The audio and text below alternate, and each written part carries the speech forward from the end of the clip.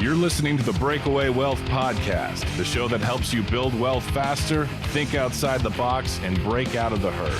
Here's your host, Jim Oliver.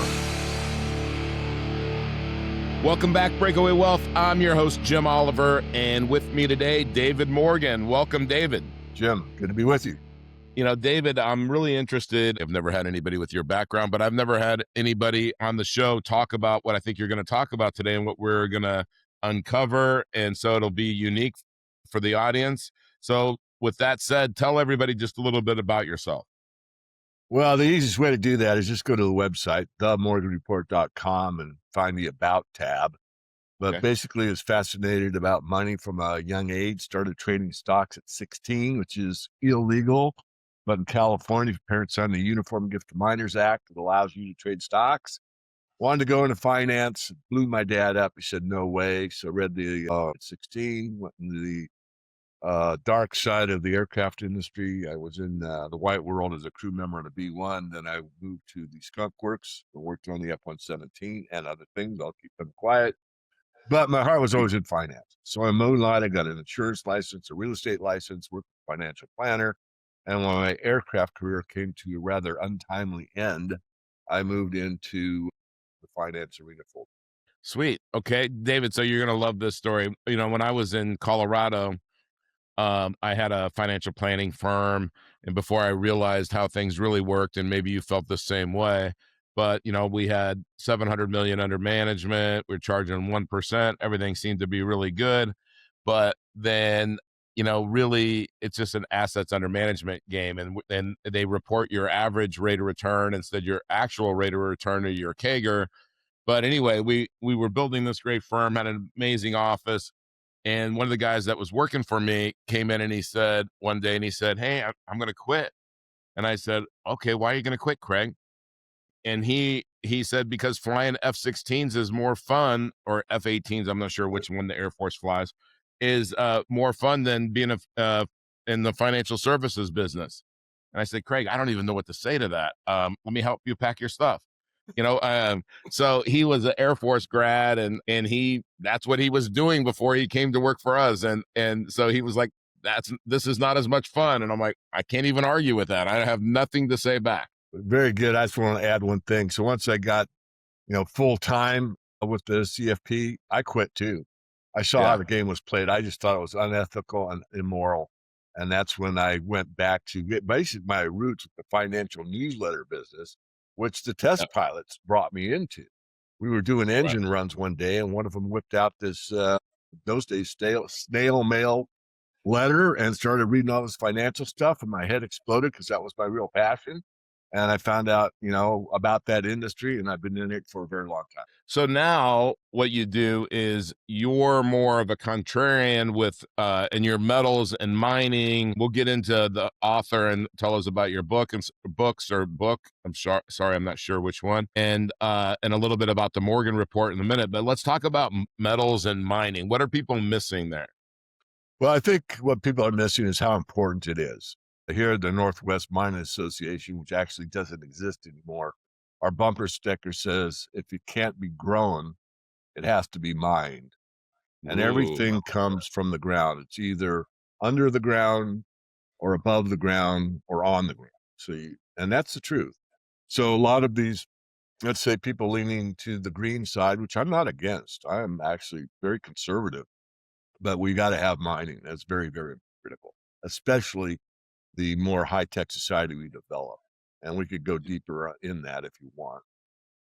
Well, like AI, I have a friend who has about 3,000 employees in China, and he does magnets for EVs. Like that's his business, and it's great business. But also, there's a lot of with AI and all of the needs for. I don't think people really get that. Maybe just spend a minute or two talking about kind of the growing need for precious or metals. Yeah. I wrote a paper. I do the Morgan Report every month. And of course, since I'm independent, I don't have, someone looking over, well, we're going to focus on this, the election or whatever. So I take a blank piece of paper and say, how can I serve my members the best every time I Anyway, going back on the point, there was one that was tipped off by another newsletter writer, very, good friend of mine. So what we did, or what he showed me, was this very deep study on the amount of minerals needed going forward if we're going all electric. Now I'm Mm, going to give you the ideas because I can't remember the numbers without looking at my report. It's too hard to dig it out, Jim. yep. But basically, to go all electric, you would have to, at the current mining rate, mine something like 50 years worth of copper in the Mm, next year or two, or within the next 5 years, to meet the demand. And it was that way for cobalt. It was that way for lithium. It was that way for silver. It was that way for any. So the idea is that the goal that is out there, the carrot in front of the donkey, cannot be achieved because you cannot mine enough material fast enough to make it happen. right. Better example could be this. Let's go all solar in the United States of America. All right. If we did that, it would take up all the above ground silver that exists right now for residential only. So if we went all solar, meaning residential and commercial, your shopping centers, your churches, your schools, your factories, all that, you need about two times more than that.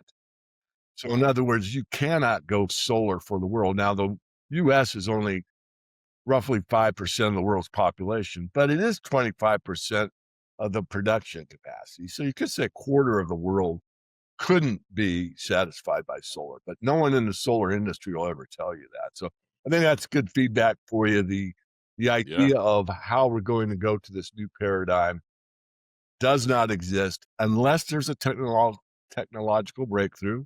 And I will say there could be a lot of my, say, fans, or people that want to keep me informed, and certainly I want to learn it all. No one can.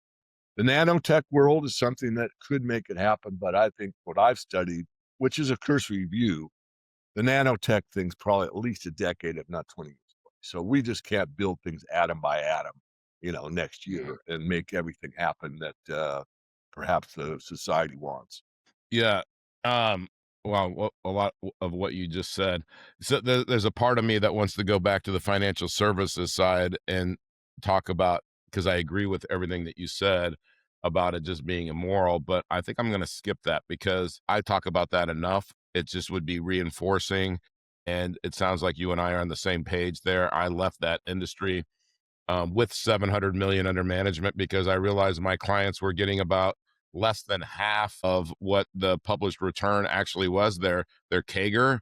And I was, people think that all the time in their 401k. How come my 401k isn't growing? What's growing for Wall Street? It's growing for your broker. It's growing great. So, but we're not going to go there. I'm going to talk more about, okay, you have, let's say I'm in the audience and I'm like, wow, I guess I need to not ignore this metals and mineral investing sector. And I don't really know the opportunities in that sector. And I'm going to go to your website and I'm going to sign up for the Morgan Report. And I start reading it. So then what? How do I get involved if I'm just that entrepreneur out there, doctor, and I want to put a couple hundred grand a year into something that is not Wall Street and is not syndicating real estate and it's not, these other things. Yeah, well, there's a lot to unpack there, I Jim. know, But I know. that's good. I could do it. So Okay. basically, when I'm on stage and I'm talking to, now mostly it's resource conferences, so people aren't familiar with the terminology. But let's say it's a money show, which I do very often. The money show always has me kind of as their metals guy. And Mhm. so the first thing to know is the top down analyst that I am, the way I think as an engineer. And number one, what's the most important thing? And money transcends everything. I mean, it transcends Mhm. nationality, transcends your religious beliefs, it transcends, everything. Everyone needs money. Yeah, So if all fiat fails, meaning the system we have now, which is immoral, the yeah, idea that we teach our kid is you can't get something for nothing, yet the bankers are able to put digits on a computer, create it literally with a keystroke. yeah, That is immoral. But beyond the morality aspect, every time that a currency has been backed by nothing, the system fails. And we are in the end game right now. So having that as a basis, it's not for fear, it's for reality. I base everything I do as much as possible in fact. And once an opinion, I usually say my opinion is, because I want to give people the objective truth, which is fact, and let them make the determination. Moving on from there, buying the Morgan Report gives you a PDF file and a small video how to use the Morgan Report. This is for like 10 or 20% of the most of your total portfolio. So let's say, Jim, you're running your own shop. It's totally ethical. And the guy's got, 100% with you. I like this Morgan character. I'm going to take 20% from you and move over to him. That's what we would do. In there, I say, how much physical metal do you need? I base that as guidance based on your age and how much risk tolerance you have. So now we got the best money. We don't have currency anymore. We have money, which the CAGR on gold is run somewhere around 8.5% over the last 25 years. Silver's a little bit under that. So the compound annual growth rate on the metals is actually superior to the S&P. But most people don't want to hear that or don't understand it. I've never been taught that. So once you have established the best of the best, meaning savings in money, not in the bank, now you move on to top-tier, cash-rich, unhedged mining companies, and especially our sector that I specialize in called royalty. These companies have an advantage because they're really financiers finding good projects with lots of upside, and their costs are fixed. They have billions under management and only 8 people in the office. It's a real cash cow. It's a public reporting. These guys pay themselves well, but not exorbitant. They do the work, and you benefit with dividends and price appreciation. So once you do that, 70% goes into those type of blue chips. Then we go down the path to the mid tiers, which are producing with upside, junior producers, and then rank speculations. Why rank speculations, David? Because the industry has been taught from day one that you can get rich by buying a 12-cent stock that's going to 120 bucks, and Bob's your uncle, and you own a yacht and your island and a trophy wife, and on it goes. That thing doesn't really happen very much, but Right. do my best. And I had a hot hand for a while, Jim. I have not had a hot hand in that sector, but I am as straight as they get. No halo over my head, but I'm the real deal. Look, this is money you can afford to lose, guys and gals. I have fund managers that follow me. I have money managers that follow me. And if you get a hit and you get a big drill result, and this thing looks like it's going to be a mine, and that's like 1 out of 4,000 chance. Okay. Mm-hmm. But we go, then my job is to say, wait a minute, this thing went from 12 cents to 68 cents, in 2 days. But I do the math and say, wait a minute, this stock is worth in the ground material that we know as a fact, $2. Go Right. ahead and add in. Don't bet the farm, but it's undervalued. Or this thing hasn't proven anything yet. The market's gotten excited. The promoters are promoting it. Stay away. Don't add to your position. Sell half, get your money back, ride the rest for free just in case you discover more, but let's play it conservative. So that's part of my job in that part of the sector. Yeah. No, there's a lot of areas to go here. So like I love what you said about the 20%. I love what you said about buying the 12-cent stock. And it's I mean, I can just tell you I'm 60 years old. I don't know how many times somebody has come to me, and it could be the closest friend that I have that thinks it's the greatest, latest, blah, blah, blah, blah, blah. And I don't think that it's ever worked out. And, I don't throw a lot of money at those deals anymore, thank goodness. But there was a time where I thought I was going to hit home runs, and then I realized that I'm a single and double hitter. But you talked about fiat money, and I want to touch on that for a second. The way that I explain it is that if you're exchanging time for money, and somebody is debasing that money, then they're stealing your time. And on earth, our lives are measured in time. So that means they're stealing your life, which is the very definition of slavery. So the fact that anybody thinks that they're not a financial slave living in the United States is a little bit crazy. So one of my mentors would always say, if you know what's happening, you'll know what to do. And if that's happening, then guess what? Holding a bunch of instruments that are based in US currency is not the way to do it, right? Right. So talk about how precious metals kind of change the game there. And are there tax benefits to these kinds of investments? All right. So we're at a paradigm shift. As I said, all fiat fails. So now you got to kind of determine where are we in the cycle. And I'm Yeah. pretty confident of my analysis, and it's based on a lot of study and a lot of experience. But we're going to see an acceleration in the price of gold and silver. So if you look at gold and silver, there's really two ways to look at it. One is it's a commodity, and the second, it's money. Now, when gold and silver are trading near the cost of production, which they have for many, many years, gold's current ASIC, all in sustaining cost, in other words, what it costs the miner to get it out of the ground, total cost is like 1800 the ounce. Now gold is over 4,000 the ounce. That's a huge margin. So buying gold Mhm. stocks now is a really good idea because the stock market doesn't know what the future earnings are. I don't know why they don't, but the stocks are trading as if gold is still 2,000 the ounce. Coming back on point, same with silver.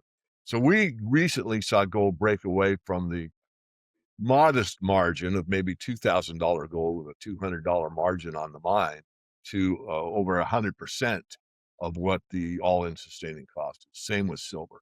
This is the final phase. What happens, and has happened again and again and again throughout monetary history, is that gold and silver do an accounting for all of the malinvestment and currency printing that has taken place over the ensuing prior period. Isaac Newton was given the knighthood because not of Newtonian physics, which most people think, because he put the Bank of England back on the gold standard and saved their economy. That's why he received the knighthood. So coming back on point, we need to see that take place on an individual basis because the government isn't going to do it again unless it's forced to. So as we see the crumbling of an overvalued stock market, an overvalued real estate market, and way too much debt, not only on a national level with the current account deficit, not counting the long-term liabilities that will never be met, even the current account can't be met, and people, more more car loans are being reneged on, more mortgages given back. The commercial real estate market is a mess. And this is what happens at the end of the age of empire. This is what happens. It's a natural cycle. It's really nothing to fear if you understand it, but you do want to Yeah. get your own house in order. So real money first.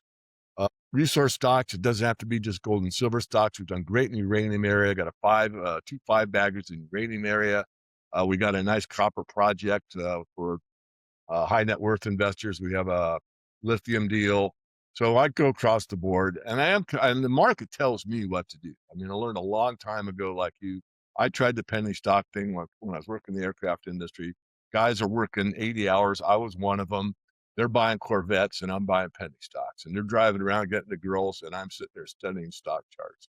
And I blew Yeah. myself up because I bought crap instead of buying Yeah. blue Yeah. chip. If I would have bought like Newmont back then, I'd probably be retired right now. Wish I could be. But anyway, Yeah. I'm trying to joke with you a little bit, Jim, but Yeah. Yeah. Yeah. I learned the hard way. So when I started the Morgan Report, none of my people are going to make that mistake. They're not. If they follow my guidance, it will not happen to them. I don't want that Yeah. to happen to them what happened to me. You don't have to Yep. learn that lesson. I'll teach it to you. So I love that. Let's talk about the Morgan report. And on there, you have different levels. People, like you said, if you're a high net worth individual, you could even have a day of really mapping out with somebody one on one. I think you have a lot of even free resources on there. So is that where somebody should start? Let's say, I mean, there's got to be people in the audience that are intrigued of like, I need to know more about this, right? Right. And to see, and look, I can just tell you've been doing this long enough. You don't want somebody coming if they're not the right fit. Right. And I feel the same way. Like, again, after you've done something for so long, when I talk to people and we talk about infinite banking and putting a bunch of money in an insurance contract and then taking the insurance company's money and going buying assets like this, and there's a lot of people in the audience that have these kinds of policies. I don't really care if somebody wants to do it or not. I'm just going to give you enough information until you decide this is for me or it's not for me. And I love when I've gone through your website, I love that that's kind of your approach is, hey, here's what we do. And you could, for as little as $500 a year, you can get a lot of information. I can't imagine that it's not way more information than you're going to get at any other source for $500 or a little bit less than $500 a year. Then if you want a little bit more, then a little bit more. And I love that you give people different levels. How would you recommend somebody reach out to you if they're interested? Start with the the basic Morgan report or what? Yeah. I'll give you a few guidance and then I'll give you some examples. So most of what I do on a weekly basis is for free.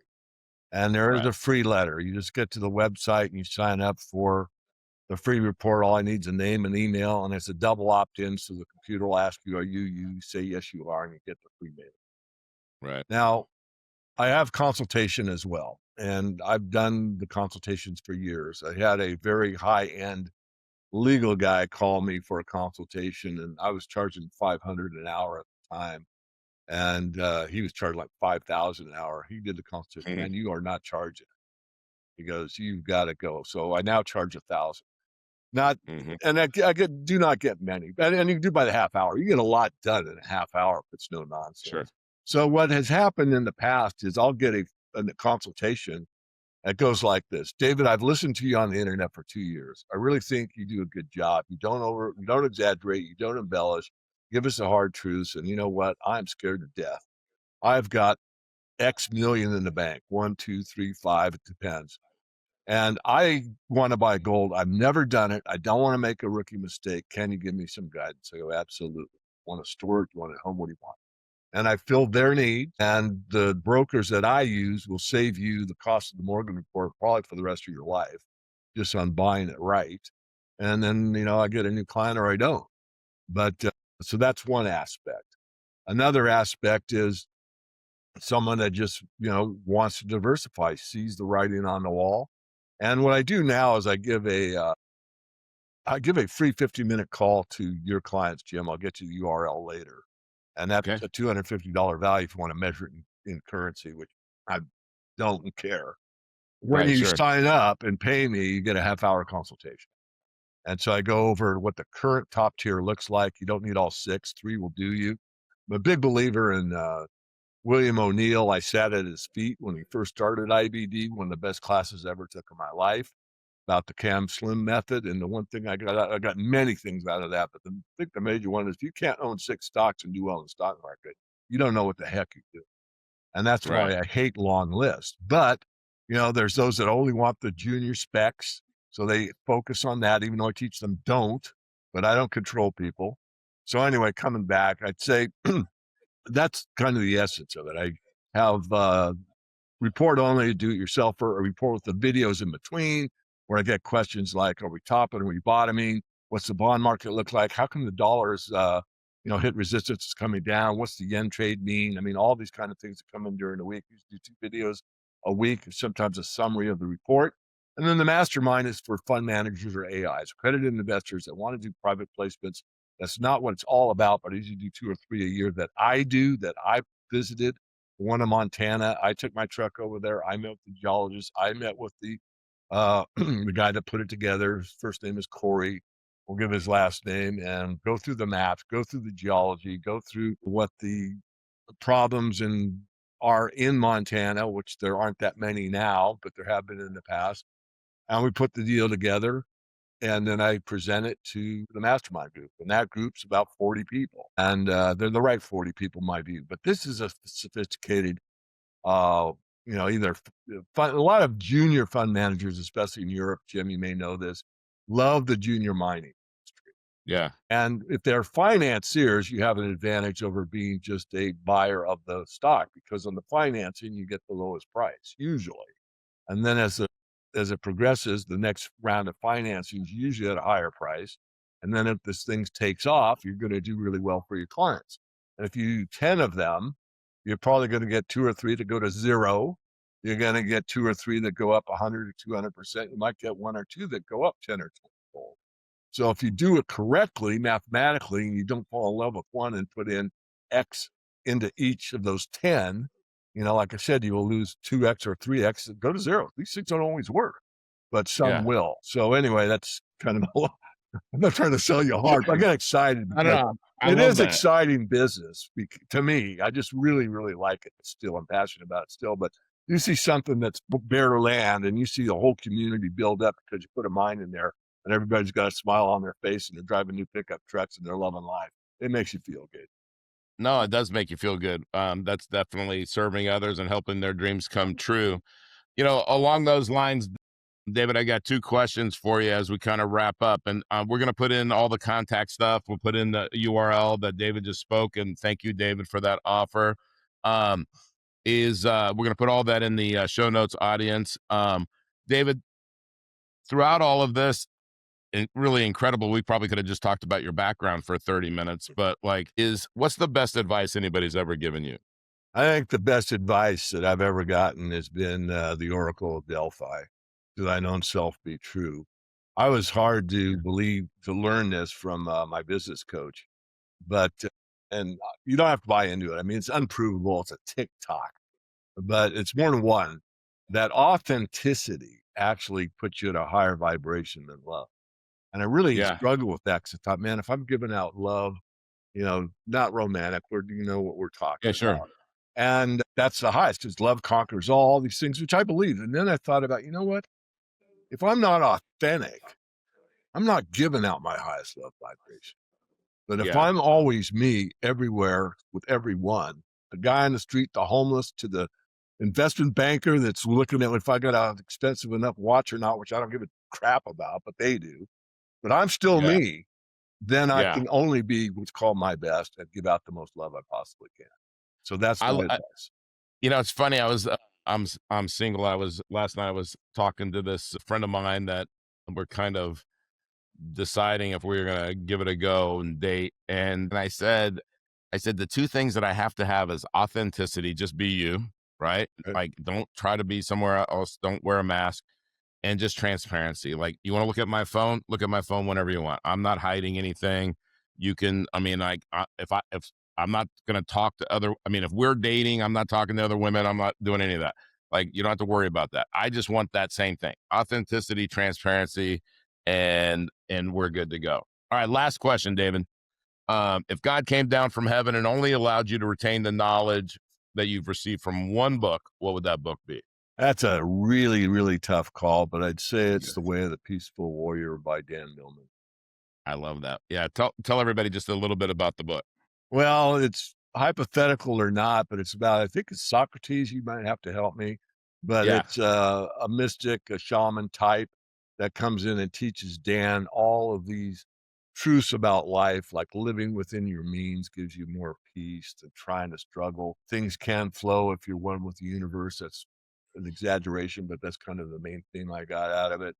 And that how special we really are to treat each other at that level comes back to authenticity. Socrates sits there and he's like, Dan's got him on kind of a pedestal, which seems to happen with good teachers. And you don't want that. You want to teach your students to be better than you or be Yeah. themselves. So Yep. Socrates lights a cigarette. I'll always remember that. And it blows Dan's mind. You can't do that. I can do anything I want, Right. especially if it's in moderation. And that's another lesson. So I've got a lot out of that. No, I love that. I love that. I don't think I've had anybody, a lot of times, again, this is why I'm kind of getting away from real estate investors is, it's Rich Dad, Poor Dad, which is a great book. Okay. It's not true. It's not a true story, but it's a great book. But, I love that it's different. I would encourage everyone to read it. It's been a while. I might go back and read it again, just because I do think that there's a lot of great stuff in that book. All right. David, thank you so much for being on the show. Audience, go check it out. Go check out the website. Check out the Morgan Report. Take advantage of the free 15. If you think this is something that you should be doing, you have the resources and you want to be passive, you got to find people that you know, like, and trust and that have experience and they know what they're doing and they don't really need your money either way. So David, I can tell, does this out of passion and service to others. So David, thank you for that. And audience, we're going to wrap this up like we always do with the incredible words of Earl Nightingale and The Strangest Secret, which is whatever you think about, you become. Here's the key to success and the key to failure. We become what we think about. Now let me say that again.